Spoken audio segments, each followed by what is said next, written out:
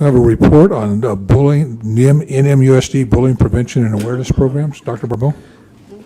I've asked Susan and Chuck to kind of update you, because as you know, there's lots of discussions nationally, there are movies, the things we have, and kind of give you a brief overview tonight of what we're doing in case people or the public ask, and also where we're going, because we'll be coming to you with more detailed information and ideas real soon. So if you don't mind, Chuck?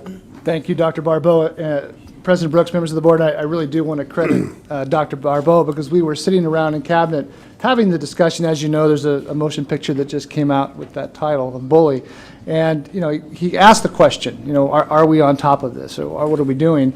And he asked us to go to each of our school sites and get a standard report about what's going on. We'll be presenting that to you in the future. Tonight, however, I just want to assure you this is driven by nothing more than Dr. Barbeau's recommendation, that we feel that we do address bullying in the Newport Mesa Unified School District. I've asked Becky Bashai to come up and show you just some overall programs that we have in place that all of the schools have access to. Again, you'll see an extensive report next week.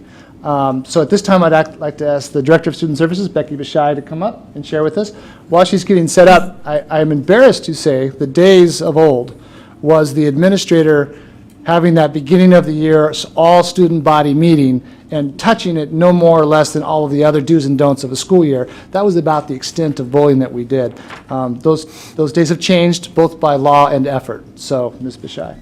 Absolutely, and good evening, President Brooks, board members, and Dr. Barbeau and cabinet and guests. It's a privilege this evening to be able to share with you some of the exciting things that your schools are doing. Just a few highlights of some of the bullying prevention activities that are taking place at our schools. I'll start first with the elementary prevention. We have at a number of our schools the Positive Behavior Intervention System, PBIS, and I think that most of you are familiar with PBIS. It's a school-wide intervention behavioral program that goes from the school-wide to the classroom level to the individual student level, and they also actually have a significant unit also on bullying prevention that I'm in the process of reviewing and taking a look at, possibly piloting at a few elementary schools in this coming school year. Also, John Wooden's Pyramid of Success is still alive and well and inch and miles, and that is also a program that is in full swing at the majority of our elementary schools. We have the PAL program, the Peer Assistance Leadership Program, at many of our schools, and as you're aware, PAL was established in 1980 by the Orange County Department of Education under the philosophy of students helping students. And so we have the peer leadership at many of our elementary schools.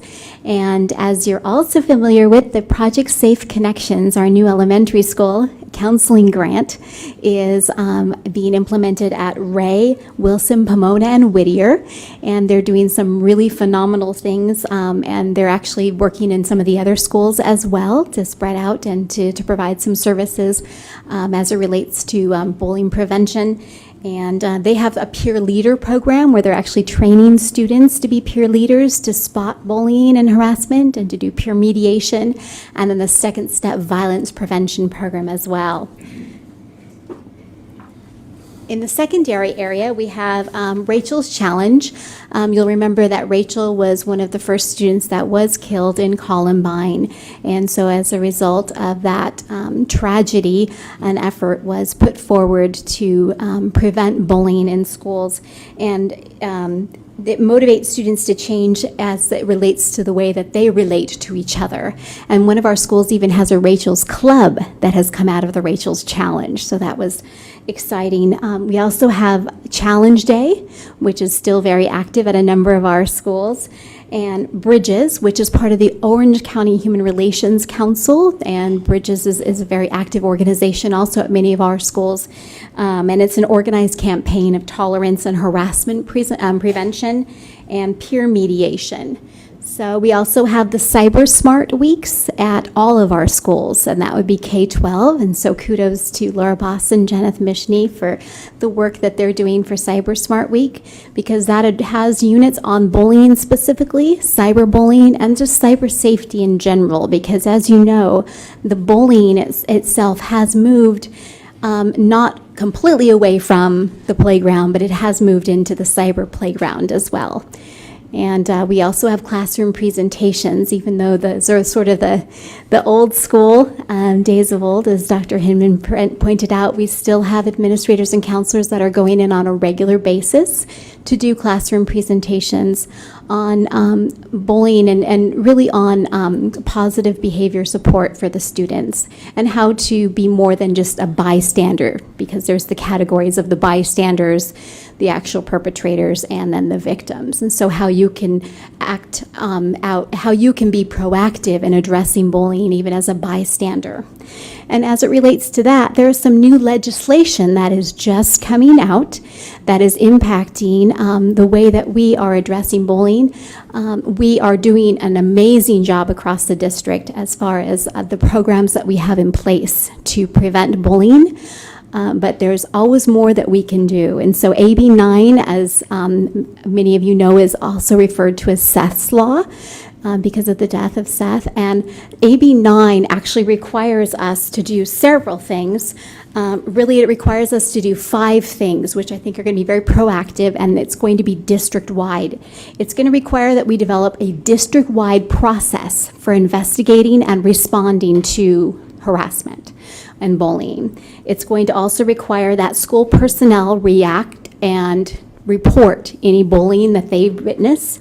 It's going to have a timeline for our response to bullying as far as the administration.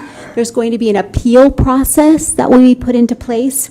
And then it also, much like the Williams lawsuit, for example, it has to be posted. The process and the timeline and the appeal process has to be posted in our schools and offices, in our staff lounges, in our student government classrooms, places like that, so that that is a well-known policy. So we're in the process right now of researching what that process might look like. And one of our schools has already begun to have an anonymous drop box. And so that's one of the ideas. Another idea is to have a generic email address where students can email anonymously. And I asked a student actually in my office yesterday, he was a very neat kid, and we were having a conversation, and I said, tell me, what can we do to stop the bullying? And he said, if you have someone that comes in the classroom and asks us anonymously, like write down what you think, how we can solve it, or who is hurting somebody else in school, then that would also be a way to collect that information, because we're looking at how we can do it in multiple venues, not just one, so that students have a variety of ways to address that. AB 746 amends the definition of cyberbullying to include social media networking. The law previously talked about texting and email and phone, but it's now listed specifically the social media as a form of cyberbullying. That law is in effect from January 1st of this year through June 30th of this year, and then it sunsets on June 30th, 2012, because it is assumed by AB 1156. So what happens is that AB 1156 will supersede AB 746, which is sort of the interim law. AB 9 also goes into effect July 1st, 2012.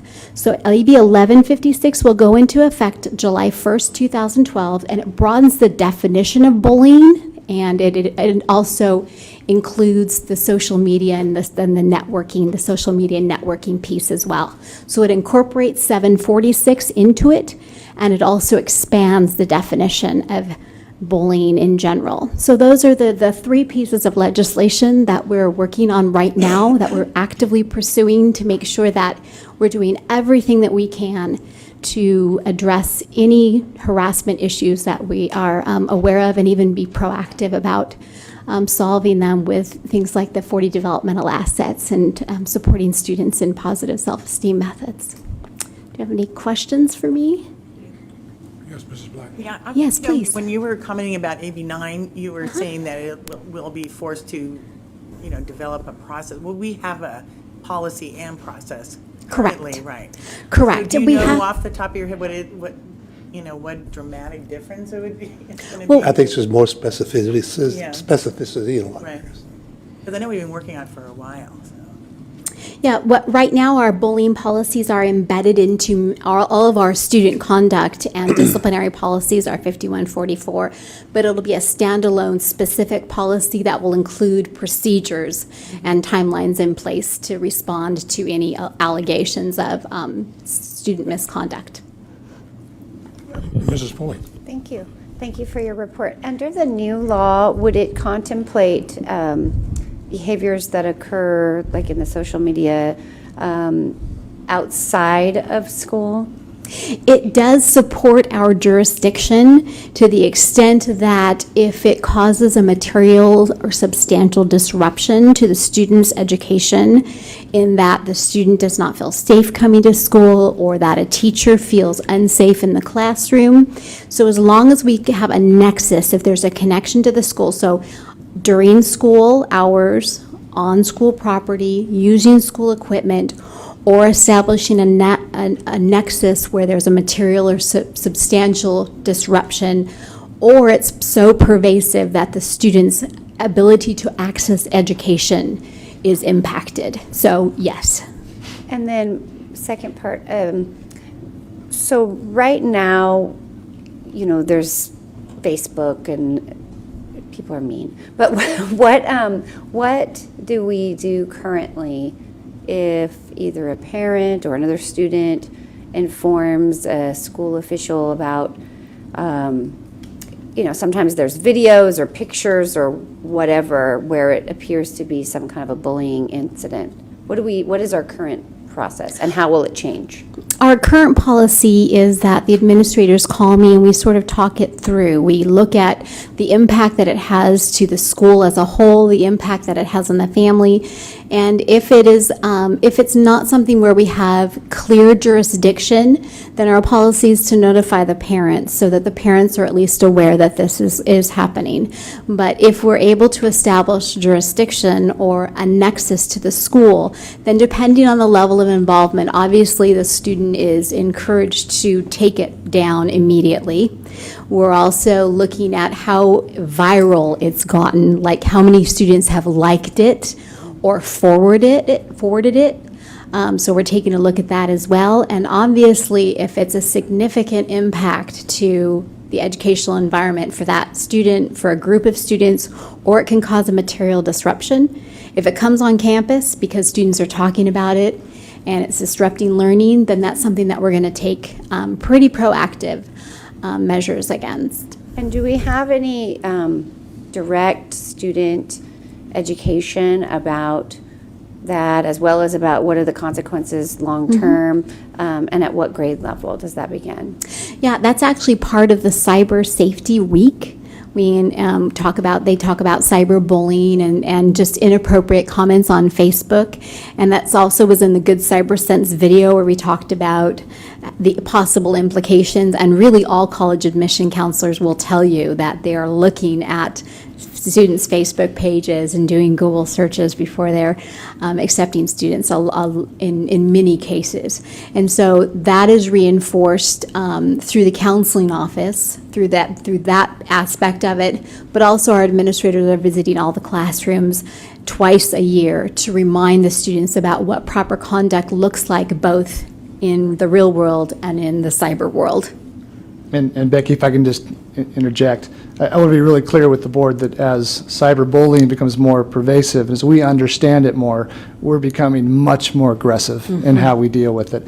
And I appreciate the delicacy at which Becky described it, but the reality is, if I cyberbully somebody on a Saturday or a Sunday and that student goes to my school, it's going to affect school. Not only for that child, but for the child who's being bullied and those around as well. So we have had a tendency to, again, become more and more aggressive in dealing with that.